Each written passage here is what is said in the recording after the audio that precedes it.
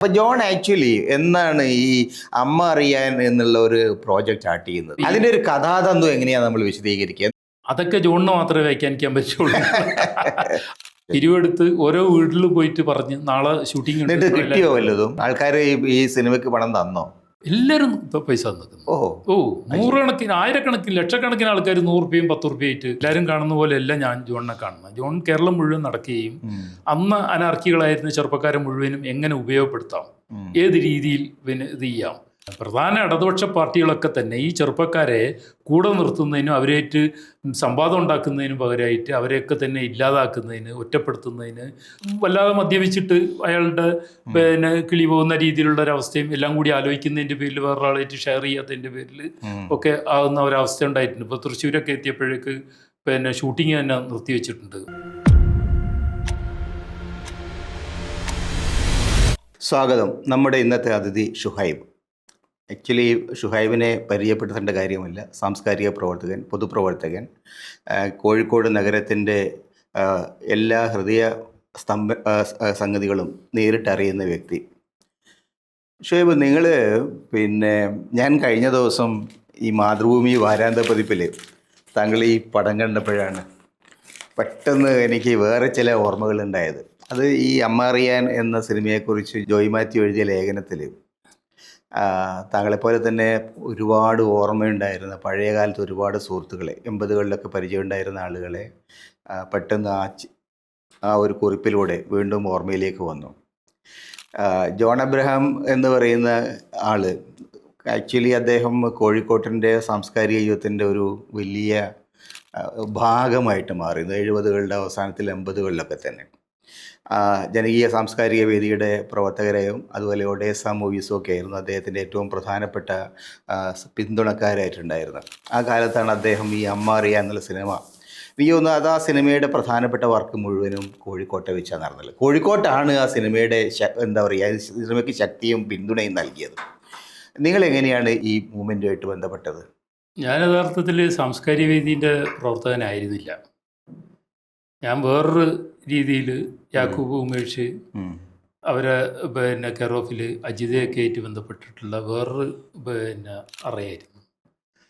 അപ്പോൾ ആ രീതിയിൽ നിൽക്കുന്ന സമയത്ത് തന്നെ എല്ലാവരും എന്താ ചെയ്യാന്ന് പറഞ്ഞു കഴിഞ്ഞാൽ അതാത് ഗ്രൂപ്പുകളിൽ ഒതുങ്ങി നിൽക്കുകയും മറ്റൊരു ഗ്രൂപ്പിലേക്ക് എത്തി നോക്കാതിരിക്കുകയും സൗഹൃദം ഉണ്ടാക്കാതിരിക്കുകയും ചെയ്യുന്നൊരു പ്രശ്നമുണ്ട്. എന്നെ സംബന്ധിച്ചിടത്തോളം നമ്മളെല്ലാവരും കൂടി 80ൽ വ്യാപാരി വ്യവസായിൻ്റെ സംസ്ഥാന സമ്മേളനമായിട്ട് ബന്ധപ്പെട്ടിട്ട് നമ്മൾ അതിനെതിരായിട്ടൊരു മുദ്രാവാക്യം വിളിച്ചിരുന്നു. ആ മുദ്രാവാക്യം വിളിച്ചത് കരിഞ്ചന്തക്കാരും പൂഴ്ത്തിവെപ്പുകാരും തുലയട്ടെ, അവരെ സംരക്ഷിക്കുന്ന ഗവൺമെൻറ്റുകൾ തുലയട്ടെ എന്നുള്ള, അത് എല്ലാ കാലത്തും പ്രസക്തമായ ഒരു മുദ്രാവാക്യമാണ്. പക്ഷേ അതിൻ്റെ തൊട്ട് 2 ആഴ്ച മുമ്പായിരുന്നു ഡോക്ടർ വിചാരണ ചെയ്യപ്പെട്ടത് മെഡിക്കൽ കോളേജിൽ. അതെ, അത് കഴിഞ്ഞിട്ട് സാംസ്കാരിക വേദിയുടെ മുൻകൈയിൽ അങ്ങനെയുള്ള സാംസ്കാരിക വേദി, അന്നത്തെ സാംസ്കാരിക വേദി സോമൻ എനിക്ക് നേരിട്ട് പരിചയമുള്ള ഒരാളായിരുന്നു. സോമന്റെ പേര് എപ്പോഴും ഓർമ്മ. അപ്പോൾ അത് കഴിഞ്ഞിട്ട് പിറ്റത്തെ ആഴ്ച ഇന്ദിരാഗാന്ധി കോഴിക്കോട് വരികയും ചെയ്യുന്നുണ്ട്. സ്വാഭാവികമായിട്ടും ഈ ഡോക്ടർ വിചാരണ ചെയ്തതിൻ്റെയൊക്കെ തുടർച്ചയായിട്ട് ഈ മുദ്രാവാക്യം വിളിച്ച് ഞങ്ങളെ അറസ്റ്റ് ചെയ്യുകയാണ്. അറസ്റ്റ് ചെയ്യുന്ന സമയത്ത്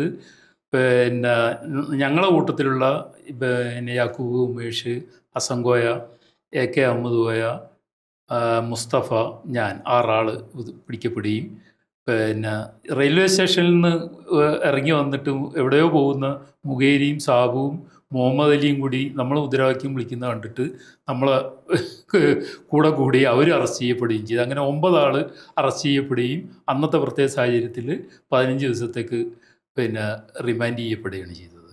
അത് സ്വാഭാവികമായിട്ടും മുഖേരിയായിട്ട് കൂടുതൽ അടുക്കുന്നതിന്, മുഖേരിയായിട്ട് അടുക്കുന്നതിന് സോമനും മറ്റ് ആൾക്കാരും ഒക്കെ ജയിലിലുണ്ട്. ഈ ഡോക്ടർ വിചാരണ ചെയ്ത ആൾക്കാർ, അവരുമായിട്ട് സൗഹൃദം ഉണ്ടാക്കുന്നതിലും എൻ്റെ തന്നെ കോഴിക്കോട് ജില്ല എൻ്റെ സൗഹൃദ വലയം കൂടുതൽ വലുതാവുകയാണ് ചെയ്തത്.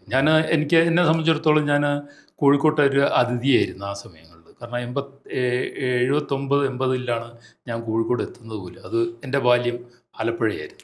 അപ്പോൾ അങ്ങനെ ഒരു പ്രശ്നം ഉണ്ടായിരുന്നു. ഇവിടെ വന്നതിന് ശേഷം ഈ 80ലാണ് എനിക്ക് 20 വയസ്സുള്ളപ്പോഴാണ് ഞാൻ അടിയന്തരാവസ്ഥയെക്കുറിച്ചുള്ള പേപ്പറുകളൊക്കെ വായിച്ചിട്ട് ഒരു പരിപാടി നടത്താൻ വേണ്ടി മധുമാഷ തിരഞ്ഞിട്ട് ഇവിടെ പോവുകയാണ്. ക്രിസ്ത്യൻ കോളേജിൻ്റെ കിളിയനാട് എന്ന് പറഞ്ഞ അത് സ്കൂളിലായിരുന്നു അയാൾ അത് സമയത്ത്.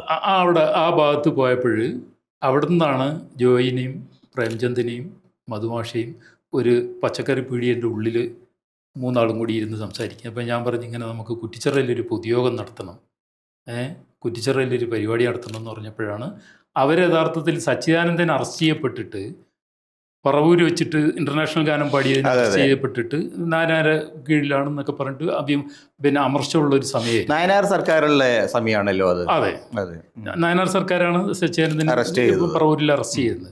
അപ്പോൾ അതുമായിട്ട് ബന്ധപ്പെട്ടിട്ട് പിന്നെ ഒരു പൊതുയോഗം മനുഷ്യാവകാശ സംരക്ഷണ സമിതിൻ്റെ പേരിൽ നടത്താമെന്നുള്ള രീതിയിൽ തീരുമാനിക്കുകയും അതിനുവേണ്ടി മധുമാഷ് ഒരു ദിവസം കുറ്റിച്ചിറയിൽ വരികയും നമ്മൾ 10-20 കുട്ടികളെ ഞാൻ സംഘടിപ്പിച്ചിട്ട് പിന്നെ അവരുമായിട്ട് സംസാരിക്കുകയൊക്കെ ചെയ്തിട്ട് പിന്നെ നമ്മൾ തീരുമാനിച്ച് ഇന്ന ഡേറ്റിൽ പിന്നെ മനുഷ്യാവകാശ സംരക്ഷണ സമിതിൻ്റെ ഒരു പൊതുയോഗം കുറ്റിച്ചിറയിൽ നടത്താമെന്ന്.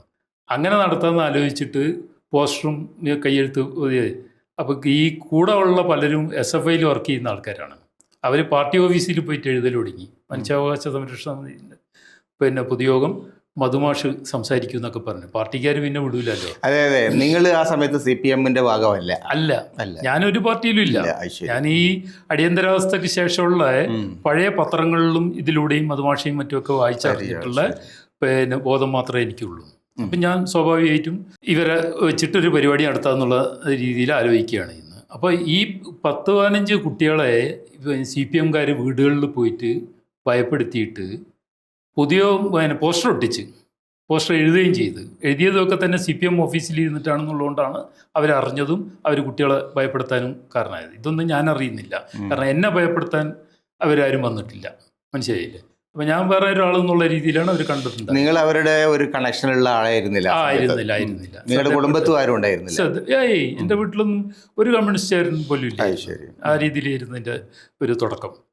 സ്വാഭാവികമായിട്ടും ഞാൻ പിന്നെ അന്ന് പിന്നെ മധുമാഷും അന്ന് ഈ പരിപാടി കുറ്റിച്ചിറയിൽ ആരാ നടത്തിയതെന്ന് കണ്ടുപിടിക്കാൻ വേണ്ടി യാക്കൂബും ഉമേഷും മറ്റു ചില ആൾക്കാരും ഒക്കെ വരികയൊക്കെ ചെയ്തിട്ട് അപ്പോൾ എല്ലാവർക്കും ചായയൊക്കെ വാങ്ങിക്കൊടുത്ത് സ്റ്റേജ് കെട്ടാൻ നോക്കുമ്പോൾ സ്റ്റേജ് കെട്ടാനും ഞാൻ തന്നെ ഇവർ എല്ലാവരും പേടിപ്പിച്ചിട്ട് ഒരാളെ മാത്രമാണ് എനിക്ക് ഷംസു എന്ന് പറഞ്ഞ എരിഞ്ഞിപ്പാലത്തുള്ള അയാൾ പിന്നെ ഇവിടെ പിന്നെ കുറ്റിച്ചിറ വേരുണ്ടെങ്കിലും ഇവർക്ക് ശ്രദ്ധയപ്പെടാതെ പോയ ഒരാളാണ്. അയാളാണ് സ്റ്റേജ് ചെയ്യാനൊക്കെ വീട്ടിൽ നിന്ന് തന്നെ പിന്നെ ബെഡ്ഷീറ്റും ഇതും പിന്നെ ഫ്ലവർ വേസും ഒക്കെ കൊണ്ടുവന്നിട്ട് അങ്ങനെ ഇത് അവിടെ എത്തിയപ്പോൾ മധുമാഷ് പറഞ്ഞു നീ സ്വാഗതം പറയണമെന്ന് പറഞ്ഞു. ഞാൻ പറഞ്ഞു ഇതൊന്നും എനിക്ക് പരിചയമില്ല, എന്നെ കൊണ്ട് അത് ശരിയാവില്ല, നീയാണ് സ്വാഗതം പറയേണ്ടതെന്ന് പറഞ്ഞു. അങ്ങനെ ഞാൻ സ്വാഗതം പറഞ്ഞ് ജോയ് മാത്യു പിന്നെ കവിത ചൊല്ലി മധുമാഷ് പ്രസംഗിച്ച് അതാണ് എൻ്റെ ഒരു പൊതു. അല്ല, അത് ജനകീയ സാംസ്കാരിക വേദിയുടെ പ്രധാനപ്പെട്ട പ്രവർത്തകർ ആയിരുന്നു അവരൊക്കെ തന്നെ ആ സമയത്ത്? അല്ല,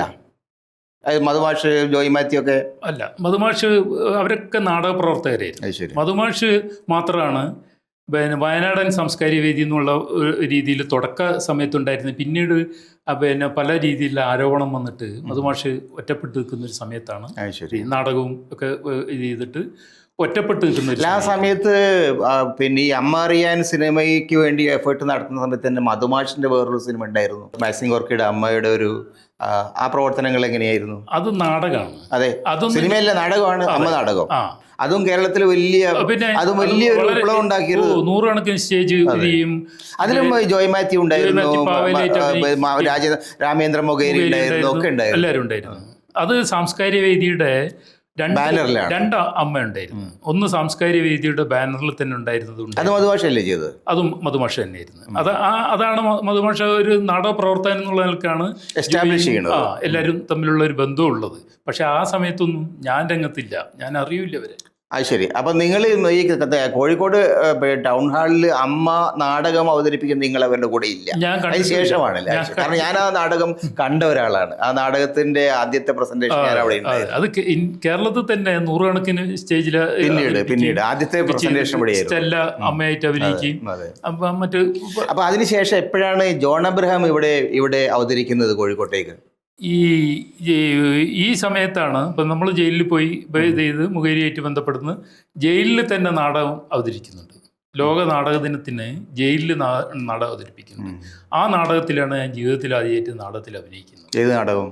പിന്നെ തടവുകാര പ്രശ്നമൊക്കെ വെച്ചിട്ട് കോഴിക്കോട് ജില്ലാ ജയിലിൽ നടന്ന നിങ്ങൾ തന്നെ എഴുതിണ്ടാക്കിയതാ? അല്ല, മുഖേരി മൊകേരി എഴുതിണ്ടാക്കിയ. മുഖേരിയും മറ്റ് സാംസ്കാരിക പ്രവർത്തകരും ഉണ്ടാക്കിയ നാടകത്തിലാണ് ഞാൻ ജീവിതത്തിൽ ആദ്യമായിട്ട് അഭിനയിക്കുന്നത്. അങ്ങനെയാണ് മുഖേരിയും ജോയിയും പിന്നീട് പുറത്തു വന്നപ്പോൾ, അന്ന് ജയിലിൽ ജോയി ഇല്ല ഒക്കെ വന്നപ്പോൾ ഉള്ളൊരു ബന്ധം തുടരുന്നത്.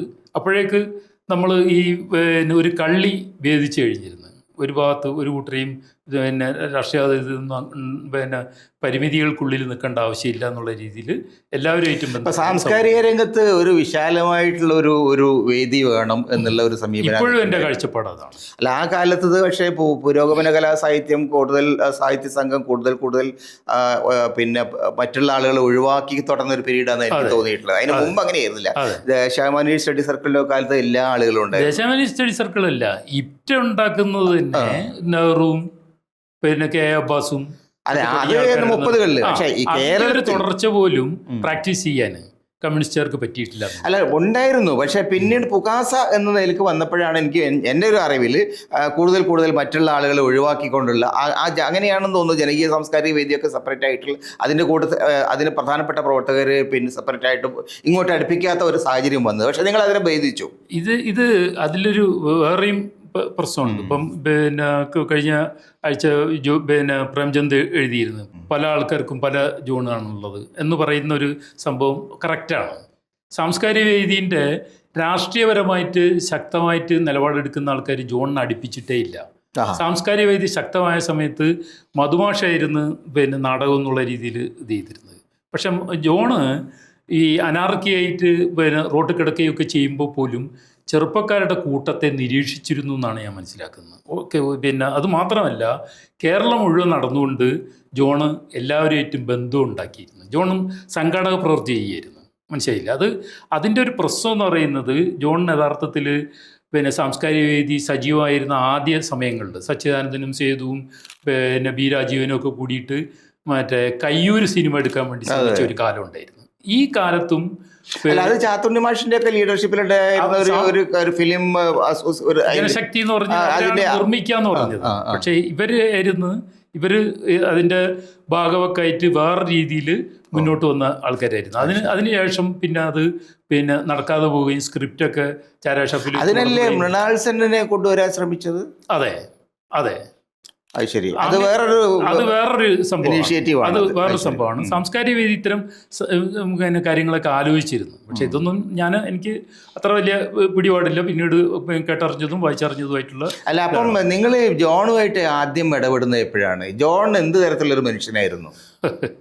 എനിക്ക് അദ്ദേഹത്തെ അറിയുമ്പോഴേ ഞാനൊരു പേടിയോടുകൂടി മാറിയുന്ന ഒരാളാണ്. ഞാൻ പറഞ്ഞ ചെറിയ കുട്ടിയാണ് ആ കാലത്ത്. രാഷ്ട്രീയ നിലപാടുള്ള എല്ലാവരും ജോണിനെ കണ്ടില്ല എന്ന് അടിക്കുകയും ഉപേക്ഷിക്കുകയാണ് ചെയ്തത്. അനാർക്കി വല്ലാതെ കൂടുതൽ. സാംസ്കാരിക വേദി പിരിച്ചുവിട്ടപ്പം സാംസ്കാരിക വേദിക്കാരും ചാരാഷാപ്പിലെത്തി. ഈ ചാരാഷാപ്പ് സൗഹൃദമാണ് ജോണിനെ വീണ്ടും ജനകീയനാക്കിയത്. മനസ്സിലായില്ല? മറ്റത് ചാരാഷാപ്പിൽ സാംസ്കാരിക വേദിക്കാർ കയറാറില്ല, നക്സലൈറ്റുകൾ കയറാറില്ല. ജോണിനെ കണ്ടു കഴിഞ്ഞാൽ ഇതിൽ തന്നെ ഇദ്ദേഹം ജോയ് മാത്യു തുടങ്ങുന്നത് തന്നെ പിന്നെ കോഴിക്കോട്ട് മിഠായി തെരുവില് മോഹനന്റെ വീഞ്ഞ് കടയിൽ, അതായത് ചാരായ കടയിൽ ഇരുന്നിട്ട് ജോണുമായിട്ട് സിനിമ ചർച്ച ചെയ്യുന്നതിനെ കുറിച്ച് പറഞ്ഞുകൊണ്ടാണ് അത് ആരംഭിക്കുന്നത്. ഏതാ ഈ മോഹന്റെ കട എവിടെയാ? അതായത് എസ് കെ പൊറ്റക്കാടിന്റെ നേരെ മുമ്പില് അമ്പലമില്ലേ? അമ്പലത്തിന്റെ നേരെ ഓപ്പോസിറ്റ് ആ റോഡ് വീതി കൂടുന്നതിന് മുമ്പായിട്ട് ഒരു ചെറിയ ചാരാ ഷാപ്പ് ഉണ്ടായിരുന്നു അവിടെ. അതെ, അവിടെയാണ് നമ്മളൊക്കെ പോയിരിക്കും. കുടിക്കാത്ത ഒരാൾ ഞാനേ ഉണ്ടാവുള്ളൂ. പക്ഷെ എല്ലാവരുടെയും താവളം പിന്നെ രണ്ടാം ഗേറ്റിന്റെ അടുത്ത് ചന്ദ്രന്റെ പീടിയ, പിന്നെ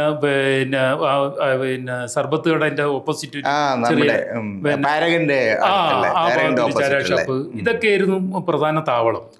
ഇത്തരം താവളങ്ങളിൽ ജോൺ ഉണ്ടാകുകയും ഈ സീരിയസ് ആയിട്ട് രാഷ്ട്രീയം സംസാരിക്കുകയും ഇതാക്കുകയും ചെയ്യുന്ന ആൾക്കാർ പോകാതിരിക്കുകയും ജോണിനെ അവഗണിക്കുകയും ചെയ്തത്. അത് മാത്രമല്ല, ഈ സാംസ്കാരിക വേദിയുടെ ഒരു ഇല്ലായ്മയിലും നിരാശയിലും ഒക്കെ കഴിയുന്ന ആൾക്കാർ ചാരാ ഷാപ്പിലുകളിൽ എത്തിയപ്പോഴാണ് ജോണും അവരുമായിട്ട് ഉണ്ടാവുന്നത്. അപ്പൊ ജോൺ ആക്ച്വലി എന്നാണ് ഈ അമ്മ അറിയാൻ എന്നുള്ള ഒരു പ്രോജക്റ്റ് ആക്ച്വലി സ്റ്റാർട്ട് ചെയ്യുന്നത്? എന്തായിരുന്നു അതിന്റെ പ്രചോദനം? അതെനിക്ക് തോന്നുന്നത് ആ സമയത്തും ഞാനില്ല യഥാർത്ഥത്തിൽ. ആ ഒരു അമ്മദിന്റെയൊക്കെ മുൻകൈയിൽ നമ്മുടെ ജോയി പറയുന്നുണ്ട്, അത് എഞ്ചിനീയർ ആയിരുന്ന അയാള്. പക്ഷെ അയാള് വളരെ അദ്ദേഹമാണ് തോന്നുന്നു ഒഡേസ സ്റ്റാർട്ട് ചെയ്ത സമയത്തുണ്ടായിരുന്നു. അതെ, അത്തരം ആൾക്കാരുടെ മുൻകൈയിൽ ഒരു അച്ചടക്ക പോലുള്ളൊരു സംഭവം ഉണ്ടാവുകയും അത് ഇംപ്ലിമെൻ്റ് ചെയ്യാനുള്ള ശ്രമം നടത്തുകയും ചെയ്തപ്പോഴാണ് ജോണിന് കുറച്ചുകൂടി സീരിയസ് ആകേണ്ടി വന്നു. അല്ല, ഒഡേസ മൂവീസ് ആ നിലയ്ക്ക് സ്റ്റാർട്ട് ചെയ്തതാണോ? ഒരു സിനിമ അല്ലാതെ ഫിലിം ക്ലബ്ബ് മാതിരി അല്ല അത്? അല്ല. ഒഡേസ സിനിമ നിർമ്മാണം തന്നെ ജനീയ, അതായത് പല സമയങ്ങളിലായിട്ട് ചർച്ചകളും ആശയവിനിമയങ്ങളും നടന്നിട്ടുണ്ടാകാം. പക്ഷെ അപ്പോഴും ജോണിനെ കണ്ടു കഴിഞ്ഞാൽ അവഗണിക്കുകയും ബൂർഷ രണ്ട് വിധത്തിലാണ് അനർക്കി ബൂർഷ ലൈനിൽ നിന്നൊക്കെ പറഞ്ഞിട്ട് രാഷ്ട്രീയം പറഞ്ഞ് പറയുന്ന ആൾക്കാർ മാറ്റി നിർത്തുകയും ചെയ്തത്. അത് ഏറ്റവും വലിയൊരു അനുഭവമുള്ളത് എന്താണെന്ന് വെച്ച് കഴിഞ്ഞാൽ ഈ നാളെ ഷൂട്ടിങ് തുടങ്ങുകയാണ്. നാളെ എന്നല്ല, അതുകൊണ്ട് എല്ലാവരും കൊച്ചിയിലെത്തണമെന്ന് പറഞ്ഞു. കൊച്ചിയിലാണോ ഇതിന്റെ തുടക്കം? ഞാനും മുഖേരിയും ജോയിയും നമ്മളെല്ലാവരും ഒന്നിച്ച് തന്നെ താമസിക്കുന്നു. ഇതില് ഹരിയുണ്ട്, എല്ലാവരും ഉണ്ട്. ആകെ പൈസ ഉള്ളത് ആരുമില്ല. പൈസ ഉള്ള ആൾക്കാർ ഇല്ലാത്തതിന്റെ പേരിൽ നമ്മൾ പൈസ ഒന്ന് ആരുടെയും വാങ്ങാന്നുള്ള രീതിയിൽ മുഖേരി പറഞ്ഞ് നമുക്ക് TK രാമേന്ദ്രനെ പോയി കാണടാ. ചിറ്റൂർ റോഡിലാ പുള്ളി ആ സമയത്ത് ടൗണിലാണ്, സൗത്തില് വീട് അവിടെയായിരുന്നു. KSRTCന്റെ തൊട്ടടുത്തായി. ആ സമയത്ത് അയാള് കോളേജിൽ ചേർന്നിട്ടുണ്ടോ? ചേർന്നിട്ടുണ്ടാവണം. ജോലിയുള്ള അവസ്ഥയിലായതുകൊണ്ടായിരിക്കാം ചോദിക്കാന്നുള്ള രീതിയിൽ ഇത് ചെയ്ത് അയാളെ വീട്ടിൽ പോയി. ഞാനും ജോയിയും മുഖേരിയും കൂടെ പോയ സമയത്ത് TK അവിടെ ഇല്ല. TK അവിടെ ഇല്ലാത്ത സമയത്ത് അവിടെ താമസിക്കുന്ന ആള് TN ജോയിയാണ്. TN ജോയി അവിടെ താമസിക്കുന്നുണ്ട്. അപ്പം നമ്മൾ ഒരു 5-6 മണിക്കാണ് അവിടെ എത്തിയത്.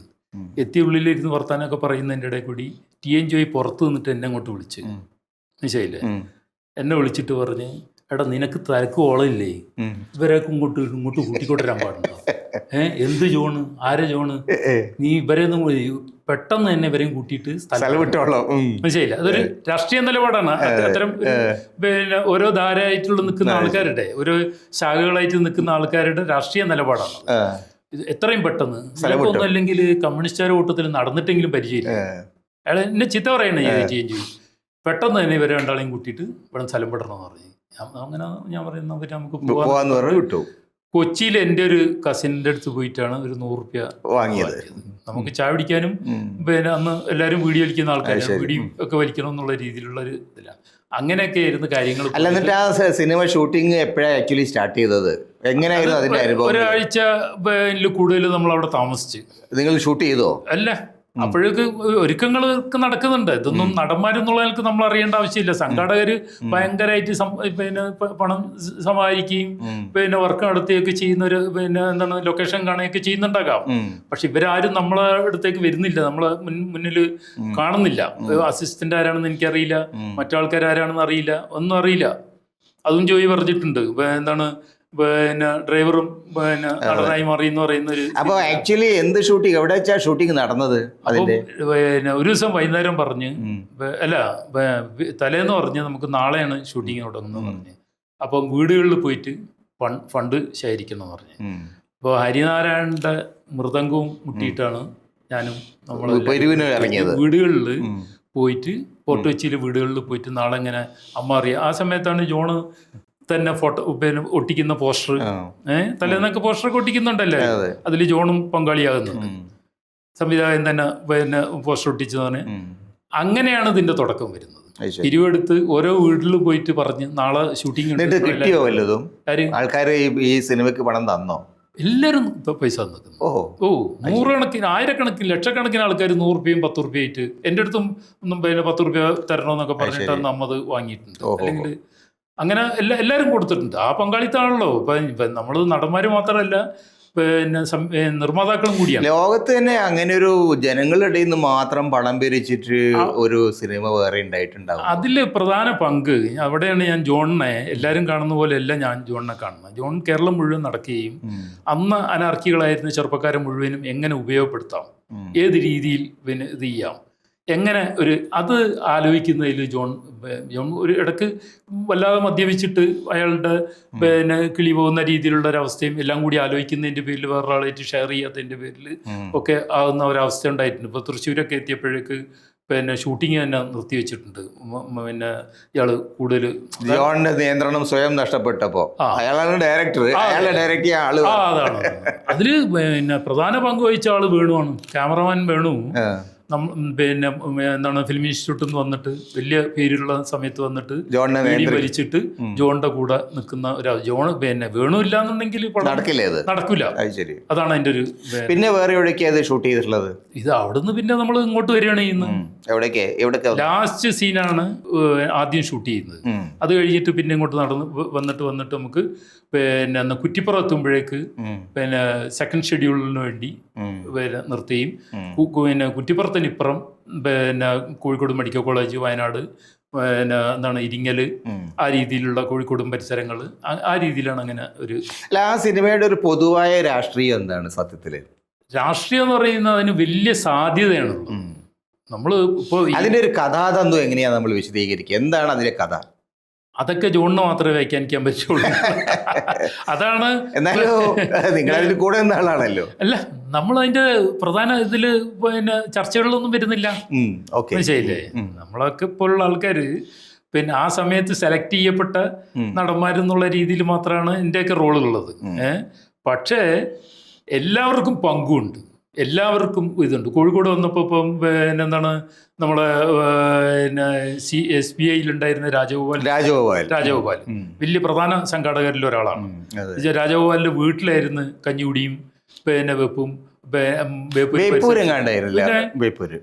സ്കൂളിന്റെ തൊട്ടടുത്തുള്ള വഴിയിലാണ് അയാളെ വീടുള്ളത്. അതിന്റെ തൊട്ടടുത്ത് മധുമാഷ സ്കൂള്, അവിടെയും താമസം. എല്ലാവരും കൂടി താമസവും കൂട്ടായി. എത്ര സമയം കൊണ്ടാണ് ആക്ച്വലി, എത്ര കാലം എടുത്തു ഈ സിനിമ ഒന്ന് ഷൂട്ട് ചെയ്ത് കംപ്ലീറ്റ് ചെയ്ത് കൊണ്ടുവരാൻ വേണ്ടിയിട്ട്? എത്ര സമയം കൊണ്ട് അത് പൂർത്തിയാക്കിയത്? എനിക്ക് ഓർമ്മയില്ല. നിങ്ങൾക്ക് തന്നെ ഓർമ്മയില്ല? അത് മാത്രമല്ല, നമ്മളെ കൂട്ടത്തിൽ ആരാ ഉള്ളതെന്ന് പോലും ഇപ്പൊ ജോയി പിന്നെ നായകനാക്കിയത് നന്നായി എനിക്ക് തോന്നി ഇന്നലെ ഈ പേപ്പർ വായിച്ചപ്പോൾ. കാരണം എല്ലാവരുടെ പേരും ഏതാണ്ട് പുള്ളി കുറേ ആളുകളെ പേര് ഓർത്തെടുത്തിട്ടുണ്ട്. അതിൽ ഒരുപാട് പേര് മരിച്ചു പോയിട്ടുണ്ട്. ഇപ്പോൾ ഉദാഹരണത്തിന് മധുഭാഷ മരിച്ചുപോയി, രാമേന്ദ്ര മൊകേരി മരിച്ചുപോയി. അപ്പൊ ഈ എനിക്ക് തോന്നുന്നത് വേറെ പല പ്രധാനപ്പെട്ട ആളുകളില് അധികം പേരും, നിലമ്പൂർ ബാലൻ മരിച്ചുപോയി. 15 ആളെങ്കിലും നമുക്ക് അങ്ങനെ ധാരാളം ആളുകള് മരിച്ചു പോയിട്ടുണ്ട്. പല ആളുകളും ഇപ്പോൾ ഒട്ടും ആക്റ്റീവ് അല്ലാതായിട്ടുണ്ട്. ഈ ആൾക്കൂട്ട ഫോട്ടോ പോലെ തന്നെ ജോണ് പുറകില് എല്ലാരും കൂടി നിൽക്കുന്ന ഒരു ഫോട്ടോ ചിത്രഭൂമിയിൽ വന്നിരുന്നു. ഈ പടത്തിനെ പോലെ തന്നെ ജോണ് ആരെയൊന്ന് തമാശയാക്കുന്ന ഒരു ഫോട്ടോ ഇതിൽ വന്നിരുന്നു. അതിലുള്ള അയ്യപ്പൻ എന്ന് പറഞ്ഞിട്ടുള്ള ഒരു പിന്നെ നമ്മളെ REC വിദ്യാർത്ഥിയൊക്കെ ആയിരുന്നു. പിന്നീട് കോഴിക്കോട് പിന്നെ ഗ്രാമത്തിലൊക്കെ ഈ അമറിയം പ്രൊജക്ടറായിട്ട് നടന്നിരുന്ന പിന്നെ സത്യൻ്റെ കൂടെ തന്നെ ഉണ്ടായിരുന്ന അയ്യപ്പൻ എന്ന് പറഞ്ഞ ഒരു കക്ഷിയുണ്ട്. സത്യൻ്റെ ഒക്കെ കൂട്ടത്തിൽ. പിന്നെ അയ്യപ്പനൊന്നും എവിടെയാണെന്ന് പോലും ഇപ്പം അറിയില്ല. മനസ്സിലായില്ല. അതിൻ്റെ ഇടക്ക് അല്ല, അതാണ് അതിൻ്റെ ഒരു കാര്യം. എനിക്ക് തോന്നുന്നത് 70കളുടെ അവസാനത്തിൽ സത്യത്തിൽ ഒരുപാട് തകർച്ചയുടെ ഒരു കാലം. സാംസ്കാരിക പ്രസ്ഥാനങ്ങൾ ഒരു വലിയ തകർച്ചയിൽ വന്നു. രാഷ്ട്രീയ പ്രസ്ഥാനം അടിയന്തരാവസ്ഥയ്ക്ക് ശേഷം അതിൻ്റെ ഭീകരമായിട്ടുള്ള മർദ്ദനം, നൂറുകണക്കിന് ആളുകൾ ജീവിതം തകർക്കപ്പെട്ടു. എൻ്റെ തന്നെ പരിചയമുള്ള എത്രയോ ആളുകൾ, കക്കയം ക്യാമ്പിലൊക്കെ ഉണ്ടായിരുന്ന ആളുകൾ, നമ്മുടെ ഉദയഭാനു കവി, അവരെയൊക്കെ ഇപ്പോൾ പിന്നെ ഈ രാജനെയൊക്കെ ഒരു ഇലക്ഷനിലും പിന്നെ ഉപയോഗിക്കാൻ പറ്റുമെന്നുള്ളതുകൊണ്ട് ഉപയോഗിച്ചതുപോലെ പിന്നെ മെയിൻ സ്ട്രീം ഇടതുപക്ഷം ഈ ചെറുപ്പക്കാരെയൊന്നും കൂടെ നിർത്താനോ ഇവരുടെ കഴിവുകൾ ഒരു നാടകം പോലും പിന്നെ സംഘടിപ്പിക്കാനോ പറ്റിയിട്ടില്ല. അല്ല, അതാണ് ഞാൻ പറയുന്നത്. 79-80 കാലത്ത് രാജൻ കേസ് കേരളത്തിലൊരു വലിയ ഒരു തരംഗമായിട്ട് വന്നു. അങ്ങനെ നായനാർ സർക്കാർ അധികാരത്തിൽ വന്നു. കരുണാകരൻ രാഷ്ട്രീയമായിട്ട് സൈഡ് ലൈൻ ചെയ്യപ്പെട്ടു. കോൺഗ്രസിൻ്റെ അമിതാധികാര പ്രവണത. പക്ഷെ ആ കാലത്ത് ജയിലിലുണ്ടായിരുന്ന എത്രയോ ആളുകൾ, നമ്മുടെ ഈ നാട്ടിൽ നമുക്ക് എത്രയോ ആളുകൾ, പിന്നെ എനിക്ക് തന്നെ ഓർമ്മയുള്ള കോഴിക്കോട് ഉണ്ടായിരുന്ന ആളുകൾ. ഉദയഭാനു ഒരു കവിയായിരുന്നു. നമ്മുടെ പ്രഭാകരൻ, വി കെ പ്രഭാകരൻ നാടകകൃത്ത്, അങ്ങനെ ഒരുപാട് പേര്. പിന്നെ എനിക്കൊന്ന് മൊകേരിയും അതിനകത്തുണ്ടായിരുന്നു, സംശയമുണ്ട്. അങ്ങനെ നിരവധി ആളുകൾ കക്കയത്തെ ക്യാമ്പിലുണ്ടായിരുന്നു. പക്ഷെ ഇവരൊക്കെ പിന്നീട് രാഷ്ട്രീയമായിട്ട് എന്താ പറയുക വളരെ ചെറിയ എന്താ പാർശ്വങ്ങളിലേക്ക് പോവുകയുണ്ടായിട്ടുള്ളത്. അവരെയൊന്നും ഒരു രാഷ്ട്രീയമായി സംഘടിപ്പിക്കാനുള്ള ഒരു പ്രസ്ഥാനം ഉണ്ടായില്ല. അവരെ പിന്നെ റെക്കഗ്നൈസ് ചെയ്യാനും ഉണ്ടായിട്ടില്ല. അപ്പം നിങ്ങൾ ആ പീരീഡിനെ കുറിച്ച് കാണുന്നത് എന്താണ്? ഒരു വലിയ സാധ്യത നഷ്ടപ്പെട്ടതാണോ? അല്ല, അതിൽ അങ്ങനെയല്ല. അതായത് പിന്നെ സാംസ്കാരിക വേദിയിൽ തന്നെ രണ്ടു തരം ചിന്തകൾ ഉണ്ടായിരുന്നു. ഒന്ന് ജനകീയമായിട്ട് ജനങ്ങളെ സംഘടിപ്പിക്കാമെന്നും പരസ്യമായിട്ട് തന്നെ നാടകങ്ങളും ഇതിലൂടെയൊക്കെ തന്നെ ആൾക്കാരെ കൂടെ നിൽക്കുകയൊക്കെ ചെയ്തുകൊണ്ട് പ്രസംഗങ്ങൾ ഇടപെട്ടുകൊണ്ട് സംഘടിപ്പിക്കുക എന്നുള്ളത്. ഇതല്ല ശരി. പിന്നെ ചാരുമഞ്ചുന്താർ പറഞ്ഞ ഉന്മൂലനം അന്നും നിലനിൽക്കുന്നത്. ആ സമയത്ത് ഉന്മൂലന സിദ്ധാന്തം ബാക്കിയുണ്ട്. അതെ, അതാണ് ഇതിന്റെ ഇല്ലായ്മയുടെ. ഇപ്പൊ ഞാൻ പറഞ്ഞില്ലേ, പ്രേംചന്ദ് വളരെ കൃത്യമായിട്ട് എഴുതിയിട്ടുണ്ട്. ജോണിന് പിന്നെ നക്സലൈറ്റുകളെ തെറി പറഞ്ഞുകൊണ്ട് റോട്ടിൽ കൂടെ പോകുമ്പോഴാണ് ഒരു പ്രാവശ്യം കണ്ടതെന്നുള്ള രീതിയിൽ. അതിനിപ്പോൾ കാരണം ഇതാണ്. പിന്നെ ഉന്മൂലനം ചെയ്യപ്പെട്ടതോടുകൂടി സാംസ്കാരിക വേദി പിരിച്ചുവിടുക എന്നുള്ളത് കവിയൂർ ബാലനും അന്നത്തെ സംസ്ഥാന കമ്മിറ്റി മെമ്പർമാരായിട്ടുള്ള ആൾക്കാരും ഒക്കെ തന്നെ തീരുമാനിക്കുകയും പാർട്ടി ലൈനിൽ മുന്നോട്ട് പോകാൻ പറ്റില്ല എന്നുള്ള അതൊക്കെ അതിൻ്റെ അന്തർ നാടകങ്ങളാണ്. ഈ പിന്നെ 2 ലൈൻ സമരം എന്ന് പറഞ്ഞിട്ടുള്ള സംഭവങ്ങളിലൊക്കെ എത്തുകയും പിന്നീട് സാംസ്കാരിക വേദിയുടെ ഒരു പിന്നെ ശക്തി കുറഞ്ഞു വരികയും അതിൻ്റെ പിന്നെ ഇതിലേക്ക് മറ്റു രീതിയിലുള്ള അനാർക്കിസം കടന്നു വരികയും ചെയ്തെടുത്താണ് ജോണിനെ പോലും തെറ്റിദ്ധരിച്ചതെന്ന് എനിക്ക് തോന്നുന്നു. ജോൺ യഥാർത്ഥത്തിൽ ഈ ചെറുപ്പക്കാരിലുള്ള പിന്നെ കഴിവുള്ള ആളുകൾ, ജോണിന് പിന്നെ രാഷ്ട്രീയപരമായിട്ടല്ല, പിന്നെ സാംസ്കാരികമായിട്ടുള്ള ഇടപെടലായിരുന്നു. ജോൺ അതിനുള്ള സാധ്യത ഉണ്ടെന്നുള്ള അന്വേഷിക്കുകയും ജോൺ കൂടെ നിൽക്കാൻ ശ്രമിക്കുകയും ചെയ്ത ഒരാളാണ്. പക്ഷേ പിന്നെ മറ്റവരൊക്കെ പിന്നെ വളരെയധികം വിപ്ലവം വരുന്നു പ്രതീക്ഷിച്ച ആൾക്കാരൊക്കെ തന്നെ നിരാശരായിട്ട് ചാരാഷാപ്പിൽ വരുമ്പോഴാണ് ജോൺ അവിടെ പ്രത്യക്ഷപ്പെടുന്നത്. കാലത്തിന്റെ ഒരു ഗതികേട് എന്നുള്ളതാണ്. അതല്ലാതെ പിന്നെ ജോണിനെ ചാരാഷാപ്പിൽ നിന്ന് മോചിപ്പിക്കാനല്ല പിന്നെ പറ്റിയത്. എല്ലാവരും ചാരാഷാപ്പിൽ എത്തുന്ന ഒരു കാലത്ത് ജോണിനെ കണ്ടു. ജോൺ അവിടെ കണ്ടു. അതൊരു കേരളത്തിൽ രാഷ്ട്രീയ സാംസ്കാരികമായിട്ടൊരു വലിയൊരു തരംഗം സൃഷ്ടിച്ചിട്ടില്ലേ? അത് മാത്രമല്ല, പിന്നെ പ്രധാന ഇടതുപക്ഷ പാർട്ടികളൊക്കെ തന്നെ ഈ ചെറുപ്പക്കാരെ കൂടെ നിർത്തുന്നതിനും അവരായിട്ട് സംവാദം ഉണ്ടാക്കുന്നതിനും പകരമായിട്ട് അവരെയൊക്കെ തന്നെ ഇല്ലാതാക്കുന്നതിന്, ഒറ്റപ്പെടുത്തുന്നതിന്, പല രീതിയിൽ ചെതറിക്കുന്നതിൽ, അപവാദങ്ങൾ പ്രചരിപ്പിക്കുന്നതിൽ. അവിടെ ഒരു പ്രശ്നം സാംസ്കാരിക രംഗത്തുള്ള ഇടതുപക്ഷത്തിൻ്റെ ഇടപെടൽ യഥാർത്ഥത്തിൽ അത് എങ്ങനെയാണ് വേണ്ടത്? നിങ്ങളിപ്പോൾ 40 വർഷത്തെ ഒരു അനുഭവത്തിൻ്റെ പശ്ചാത്തലത്തിലാണ്. ഇപ്പം നമ്മളൊരു വളരെ സീരിയസ് ആയിട്ടൊരു കൾച്ചറൽ ക്രൈസിസിലാണ്. എനിക്ക് തോന്നുന്നത് ഇന്ന് കേരളത്തിലെ ഏറ്റവും വലിയ പ്രശ്നം സംഘപരിവാരം ഉയർത്തുന്ന സാംസ്കാരികമായ ഒരു അധിനിവേശം. അത് നോർത്ത് ഇന്ത്യൻ സംസ്കാരം മാത്രമല്ല, ഹിന്ദുത്വ സംസ്കാരം മാത്രമല്ല, മനുസ്മൃതിയുടെ ഐഡിയോളജി മാത്രമല്ല, പൊതുവിൽ വളരെ നിഷേധാത്മകമായ ഒരുപാട് ആശയങ്ങൾ അവർ പ്രചരിപ്പിക്കേണ്ടത്. അത് പൊതുസമൂഹം ഇവിടെ ഇപ്പോൾ ഈയിടെ ഒരു പിന്നെ എന്താ പറയുക കുംഭമേള നടന്നു. വേറെ പല സ്ഥലങ്ങളിലും വളരെ പ്രാചീനമായിട്ടുള്ള ആചാരങ്ങൾ, രീതികൾ വീണ്ടും പുനരാവിഷ്കരിക്കാൻ ശ്രമിക്കുന്നു. അതിനൊക്കെ വലിയ ജനകീയ പിന്തുണ ലഭിക്കുന്നു. ഈ സമയത്ത് ഇടതുപക്ഷ സാംസ്കാരിക പ്രവർത്തനം എങ്ങനെയായിരിക്കണം എന്നുള്ളതിൻ്റെ ഈ ഒരു അനുഭവത്തിൻ്റെ അടിസ്ഥാനത്തിൽ ജോണൊക്കെ ഒരു മാതൃകയായിട്ട് നമുക്ക് എടുക്കാൻ കഴിയുമോ? ജോണിനല്ല മാതൃകയാക്കേണ്ടത്. പൊതുവേ പിന്നെ എന്ത് സംഭവിച്ചു എന്നുള്ള രീതിയിൽ കാലത്തെ പഠിക്കുകയും എങ്ങനെയാണ് മാറ്റേണ്ടതെന്ന് പിന്നെ വീണ്ടും വീണ്ടും പഠിക്കുകയും ചെയ്യുമ്പോൾ മാത്രമേ ഒരു ശ്രമം നടത്താൻ പറ്റൂ. കാരണം ഈ ദിവസങ്ങളിലാണ് 40-ാം വർഷം 50-ാം വർഷം എന്തോ നക്സൽബാരി പ്രസ്ഥാനത്തിൻ്റെത് ഒരു ചർച്ച ഉണ്ടായിരുന്നു ഇവിടെ. അതിൽ കേട്ട് നിന്ന് ഒരാൾ തിരിച്ചു വന്നിട്ടെന്ന് പറഞ്ഞെന്താണെന്ന് വെച്ച് കഴിഞ്ഞാൽ ഇവർ നന്നാകാൻ പോകുന്നില്ല, ഒരു തരത്തിലുള്ള ഐക്യവും സൗഹൃദവും ഉണ്ടാക്കാൻ പറ്റുന്ന രീതിയിലേക്ക്. അല്ല, നമ്മളിപ്പോൾ തിരിഞ്ഞു നോക്കുമ്പോഴേ, കാരണം എല്ലാവരും പ്രത്യയശാസ്ത്രം പറഞ്ഞിട്ടാണ് വിട്ടു നിൽക്കുന്നത്. ഒരു നാടകം കളിക്കുമ്പോൾ പോലും പിന്നീട് ഇപ്പം ജോണിനെയൊക്കെ മധുമാഷയൊക്കെ ഞാൻ വിമർശിക്കുന്ന ഒരു സ്ഥിതി വന്നതെന്താണെന്ന് വെച്ച് കഴിഞ്ഞാൽ, മധുമാഷയൊക്കെ വലിയ നാടകങ്ങൾ ചെയ്ത ആളും വലിയ നാടകങ്ങൾ എഴുതാൻ പറ്റുന്ന ആളും കാണിക്കാൻ പറ്റുന്ന ആളും കളിക്കാൻ പറ്റുന്ന ആളും ഒക്കെ ആയിരുന്നു. പക്ഷേ നാടക പ്രസ്ഥാനത്തെ തകർക്കുന്നതിനും മധുമാഷയുടെ പോലുള്ള ആൾക്കാർ പിന്നീട് മാറിയത്. അല്ല, നമ്മളൊരു വിശാല വീക്ഷണം നോക്കിയാൽ ഇടതുപക്ഷത്തിൻ്റെ സാംസ്കാരിക പ്രവർത്തന നാടകങ്ങൾ, അതുപോലെ പിന്നീട് സിനിമ, അതൊരു വലിയ പങ്ക് വഹിച്ചിട്ടുണ്ട്. ഇപ്പോൾ പാട്ടബാക്കിയെ പോലുള്ളൊരു നാടകം, അത് മലബാറിലെ പ്രത്യേകിച്ചും ഈ ജന്മിത്വത്തിനെതിരായിട്ടുള്ള സമരത്തിൽ അതിൻ്റെ ഒരു കോൺട്രിബ്യൂഷൻ വളരെ വളരെ വലുതാണ്. ഇപ്പോൾ കെ ടി മോഹനെ പോലൊരു ഒരു ഒരു നാടകകൃത്ത്, അദ്ദേഹത്തിൻ്റെ ഇത് ഭൂമിയാണ്, പിന്നെ അങ്ങനെയുള്ള നാടകങ്ങൾ, അത് കേരളത്തിൻ്റെ ഒരു പ്രത്യേക വിഭാഗം മുസ്ലിങ്ങളടക്കമുള്ള സമൂഹത്തെ മിൻ സ്ട്രീമിൽ ഇടതുപക്ഷമായിട്ട് അടുപ്പിക്കുന്നതിൽ വലിയ പങ്ക് വഹിച്ചു. പക്ഷേ പിന്നീട് 70കളോടുകൂടി നമ്മൾ ആ ഒരു പാരമ്പര്യം പൂർണ്ണമായിട്ടും അപ്രത്യക്ഷമാവുകയാണ്. പിന്നീട് അതിനൊരു തുടർച്ച വരുന്നത് എനിക്ക് തോന്നുന്നത് ജനകീയ സാംസ്കാരിക വേദി അടക്കമുള്ള ആളുകളുടെ പ്രവർത്തനങ്ങളിലാണ്. അവർ വലിയ തോതിൽ പിന്നെ ഒരു വലിയൊരു ഉണർവുണ്ടാക്കിയിട്ടുണ്ട്. അപ്പോൾ അതിൽ സച്ചിദാനന്ദനെ പോലുള്ള ആളുകളുണ്ടായിരുന്നു, ബി രാജീവിനെ പോലുള്ള ആളുകളുണ്ട്, മധുഭാഷ പോലുള്ള ആളുകളുണ്ടായിരുന്നു.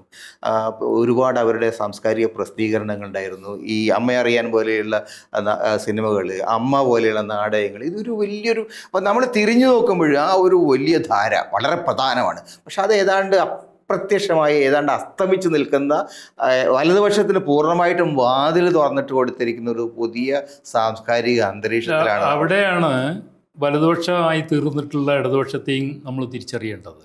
മനസ്സിലായില്ലേ? ഇപ്പം പരിഷത്ത് ഒരു സമയത്ത് പിന്നെ എന്താണ് സൂര്യഗ്രഹണത്തിനെതിരായിട്ടുമൊക്കെ തന്നെ പരസ്യമായിട്ട് പിന്നെ ഭക്ഷണം കഴിച്ചിട്ടും അല്ലെങ്കിൽ പല രീതിയിലും പിന്നെ കേരളത്തിൽ ഒരു ഉണർച്ച ഉണ്ടാക്കാൻ വേണ്ടി ശ്രമിച്ചപ്പോൾ ആ പരിഷത്തിലേക്കും രാഷ്ട്രീയം കൊണ്ടുവന്നിട്ട് പരിഷത്ത് നിലനിൽക്കെ തന്നെ, പരിഷത്ത് ഞങ്ങളോടൊപ്പമാണെന്ന് പറയുന്ന ഒരു സാഹചര്യം നിലനിൽക്കെ തന്നെയാണ് പിന്നീട് കിണർ മൂടിവെക്കുന്ന ഒരു സാഹചര്യം ആലോചിക്കുന്നതും, ഈ കൊറോണ വന്നപ്പോൾ പരിഷത്തിൻ്റെ തന്നെ നേതാക്കന്മാരായിട്ടുള്ള ആൾക്കാരടക്കം വീടുകളിൽ വിളക്ക് കത്തിക്കുന്ന ഒരു സാഹചര്യം വരികയും ചെയ്തത് കൊറോണ അണുക്കളെ കൊല്ലാൻ വേണ്ടി. ഏത് പ്രഗത്ഭരായിട്ടുള്ള, അപ്പം അമിതമായ പിന്നെ എന്താണ് വളരെ കുടുസായിട്ടുള്ള സങ്കുചിതമായിട്ടുള്ള പിന്നെ ഇടതുപക്ഷ രാഷ്ട്രീയമാണ് ഇതൊക്കെ ഇല്ലാതാക്കിയതെന്നുള്ളതാണ്. ആധ്യാത്മികതയുടെ ഒരു പ്രഖ്യാപനം ഇപ്പോൾ ഇടതുപക്ഷത്ത് പോലുള്ള ആളുകൾ വളരെ വ്യാപകമായി പ്രഖ്യാപനം, മനുസ്മൃതിയിൽ നിന്ന് കോട്ട് ചെയ്യുന്നുണ്ട്, ഭഗവത്ഗീതയിൽ നിന്ന് കോട്ട് ചെയ്യുന്നുണ്ട്, അയ്യപ്പ സംഗമം നടത്തുന്നുണ്ട്. അപ്പം നമ്മൾ ഇടതുപക്ഷത്തിൻ്റെ ഒരു സാംസ്കാരികമായിട്ടുള്ള പാരമ്പര്യം പൂർണ്ണമായിട്ടും അപ്രത്യക്ഷമായി എന്ന് പറയാവുന്ന ഒരു സാഹചര്യമുണ്ട്. അല്ല വേറെ ഏതെങ്കിലും തരത്തിൽ അത് ഉയർന്നു വരുന്നുണ്ടോ വീണ്ടും അടിത്തറയിൽ നിന്ന്? അത് തിരിച്ചറിഞ്ഞുകൊണ്ട് ഒരു പിന്നെ ഉപരോധവും പ്രതിരോധവും ഒക്കെ കെട്ടിപ്പടുക്കാനുള്ള ശ്രമം ചെറുകിട സംഘടനകൾ നടത്തുന്നുണ്ടെങ്കിലും പോലും ആ സംഘടനകളൊക്കെ തന്നെ ഈ പറഞ്ഞ 15 ആളുടെയും 20 ആളുടെയും ഗ്രൂപ്പുകളായിട്ട് മാറി നിൽക്കുകയാണ് ചെയ്യുന്നത്. അവർക്ക് എല്ലാവർക്കും കൂടി തന്നെ ഒരു പിന്നെ ചർച്ച നടത്താൻ പറ്റുന്ന സാഹചര്യം അല്ല. അത് 80കളിലെയും മൂവ്മെൻറ്റും 70കളിലും അതൊക്കെ വളരെ സെപ്പറേറ്റ് ആയിട്ടുള്ള ഗ്രൂപ്പുകളായിരുന്നു, പലതരത്തിലുള്ള ആളുകൾ തമ്മിലടിയായിരുന്നു. പക്ഷെ അതിന് കലക്റ്റീവായിട്ട് മൊത്തത്തിൽ നോക്കുമ്പോൾ അതിൻ്റെ സ്വാധീനം വളരെ വളരെ വളരെ വിപുലവുമായിരുന്നു. ഇനിയും അത് പിന്നെ പുനരന്വേഷണം നടത്തി പിന്നെ ചെയ്യുന്ന എന്താണ്, കാലം മുന്നോട്ടല്ലേ പോകുന്നത്. ഈ ജോണ് പോയി കഴിഞ്ഞാൽ വേറൊരു ജോണും ഇത് വരും. യഥാർത്ഥത്തിൽ ജോണ് പിന്നെ ബൂർഷ സിനിമാ സങ്കല്പത്തിൽ നിന്ന് പിന്നെ വിരുദ്ധമായിട്ട് ഒരു അന്വേഷണം നടത്തിയതാണ് അഗ്രഹാരത്തിലെ കഴുത പോലും. കഴുതയെ നായകനാക്കിയിട്ടുള്ളൊരു പിന്നെ ഒരു സാഹചര്യത്തിലേക്ക് ഇത് ചെയ്യും.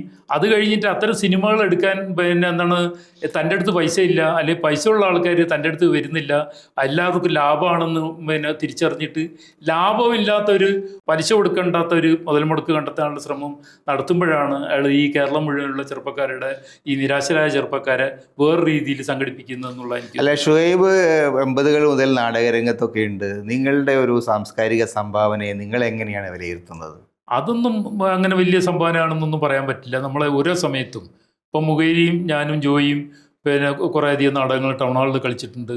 മുഖേരിൻ്റെ എംഫിലിൻ്റെ ഭാഗമായിട്ട് എംപറർ ജോൺസ് പിന്നെ യൂണിവേഴ്സിറ്റിയിൽ ഞാൻ കളിച്ചിട്ടുണ്ട്. പിന്നെ മാക്ബത്ത് മുഖേരിൻ്റെ കൂട്ടത്തിൽ കേരളം മുഴുവൻ ഞാനും മുഖേരിയും മാത്രമായിരുന്നു ഉണ്ടായിരുന്നത്.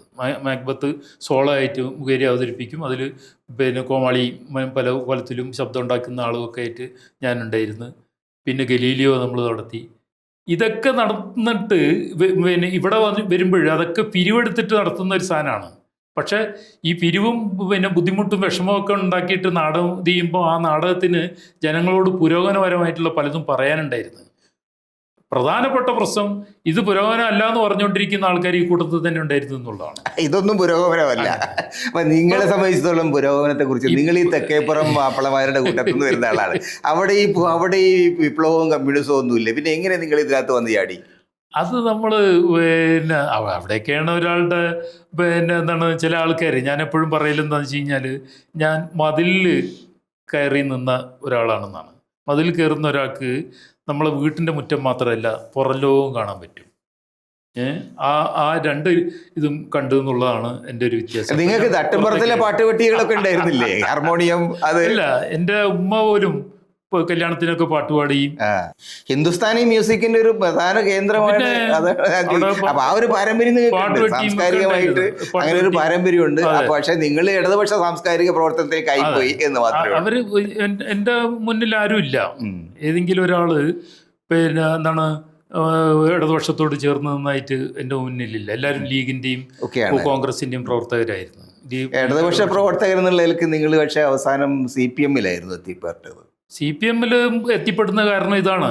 അതായത് പിന്നെ കരുണാകരൻ്റെ മന്ത്രിസഭാ കാലത്തുണ്ടായിരുന്ന ആവിഷ്കാര സ്വാതന്ത്ര്യത്തിനെതിരായിട്ടുള്ള നാടകം കളിച്ചുകൊണ്ടാണ് നമ്മൾ പിന്നെ മുഖരിയും പിന്നെ അനന്തകൃഷ്ണനും പിന്നെ TK രാമേന്ദ്രനൊക്കെ ഉള്ള സംഘം നമ്മൾ പിന്നെ തലശ്ശേരിയിൽ നിന്ന് തുടങ്ങിയിട്ട് കോഴിക്കോടൻ ഗ്രാമങ്ങളിലും പിന്നെ മറ്റ് മണ്ഡലങ്ങളിലും ഒക്കെ ഇപ്പോൾ പിന്നെ മത്തായി ചാക്കോക്ക് വേണ്ടി തിരുവമ്പാടിയിലുമൊക്കെ നാടകം കളിക്കുകയൊക്കെ ചെയ്തിട്ടുണ്ട്. അതിൻ്റെ തുടർച്ചയായിട്ടാണ് നിങ്ങളിപ്പോൾ രാഷ്ട്രീയത്തിൻ്റെ ഭാഗമായിട്ട് ഈ CPM-ലാണ്. കാരണം CPM-ന്റെ കൂടെ പ്രവർത്തിച്ചു ഒരു 10-12 കൊല്ലം CPM-ല്. അതേ അലന്റെ കേസ് വന്നപ്പോഴാണോ നിങ്ങൾ അതിൽ നിന്ന് വിട്ടത്? അതിനു മുമ്പ് തന്നെയുള്ള വിഭാഗീയതയുടെ ഒരു വലിയ പിന്നെ പ്രശ്നങ്ങൾ അനുഭവിച്ചപ്പോൾ നമുക്ക് എന്തിനാണ് ആ രീതിയിൽ, നമുക്ക് എന്തെങ്കിലും താല്പര്യം ഉണ്ടെങ്കിലല്ലേ അങ്ങനെയൊക്കെ ഒരു എന്തെങ്കിലും. ശരി, അപ്പം ഈ അലനെ അറസ്റ്റ് ചെയ്യുന്നതിന് മുമ്പേ തന്നെ നിങ്ങൾ പാർട്ടിയെ സംബന്ധിച്ച് നിങ്ങൾക്കൊരു ഒരു പിന്നെ ഒരു അവർക്ക് ഈ നമ്മളെ പ്രദേശത്തൊന്നും പിന്നെ ഇടപെടാൻ പറ്റുന്നില്ല.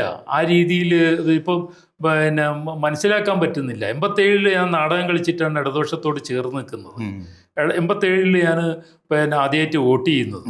87-ൽ ആദ്യമായിട്ട് വോട്ട് ചെയ്തിട്ട് പിന്നെ ഇത് ചെയ്യുമ്പം എൻ്റെ ഉമ്മ വന്നിട്ട് പറഞ്ഞതെന്താണെന്ന് വെച്ച് കഴിഞ്ഞാൽ, എൻ്റെ ഉമ്മ കണ്ണ് കാണാത്ത എൻ്റെ പെങ്ങൾക്ക് വേണ്ടിയും ഉമ്മക്ക് വേണ്ടിയാണ് വോട്ട് ചെയ്യുക, 2 വോട്ട് ചെയ്യും.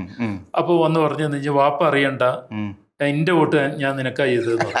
നമുക്ക് എന്ത് പിന്നെ ഞാനുമായിട്ട് കമ്മ്യൂണിക്കേഷൻ ഉള്ളത്, എമ്മിൻ്റെ അടുത്ത് രാഷ്ട്രീയം പറയല്ലോ. പക്ഷെ ഞാൻ സജീവമായിട്ട് ഇപ്പുറം ഉണ്ടെന്ന് കണ്ടപ്പോൾ അങ്ങനെയാണ് ആദ്യത്തെ എനിക്ക് ഒരു പിന്തുണ ഉമ്മൻ്റെ അടുത്ത് നിന്ന് കിട്ടുന്നത്. മനസ്സിലായില്ലേ? അതിൻ്റെ തുടർച്ചയായിട്ട് പിന്നെ അന്നുണ്ടായിരുന്ന കൂട്ടത്തിൽ തന്നെ കവിയൂർ ബാലനുണ്ട്, മറ്റേ തലശ്ശേരിയിലെ വളരെയധികം സഹാക്കളുണ്ട്.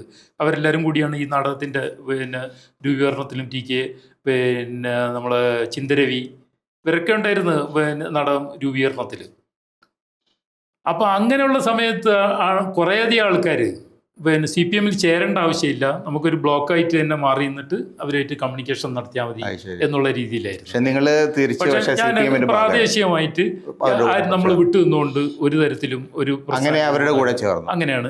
പക്ഷെ അത് അവർക്ക് തിരിച്ചറിയാനോ നമ്മൾ ആ രീതിയിൽ ഇത് ചെയ്യാനോ ഒന്നും പറ്റിയിട്ടില്ല. അപ്പോൾ ഞാൻ ഈ ചർച്ച അവസാനിക്കുന്നതിന് മുമ്പ് ഞാനൊരു കാര്യം പറയാം. ഇത് നിങ്ങളെ പറ്റിയുള്ള ഒരു കുറിപ്പാണ്. ആരെ കണ്ടാലും കൈപ്പത്തിയിലിടിച്ച് ഉഗ്രശബ്ദം സൃഷ്ടിക്കുന്ന ഷുഹൈബ്. ഇത് ഈ കൈപ്പത്തിയിലിടിക്കുന്ന കാര്യം പറഞ്ഞ് പിണറായി വിജയൻ പറഞ്ഞിട്ടുണ്ട്, ഞങ്ങളൊരു ഒരു സ്പെഷ്യൽ ആക്ഷൻ. ഈ സ്പെഷ്യൽ ആക്ഷൻ നിങ്ങൾ CPM-കാർക്കൊക്കെ പണ്ടേയുള്ള ഒരു പരിപാടിയാണ്. പിണറായിന്റെ അല്ലാതെ പിണറായി വിജയൻ പറഞ്ഞ ആ സ്പെഷ്യൽ ആക്ഷൻ അല്ല അത്. ഏതായാലും വളരെ സന്തോഷം ഷുഹൈബ്, വീണ്ടും നമുക്ക് കാണാൻ സംസാരിക്കാം. Thank you.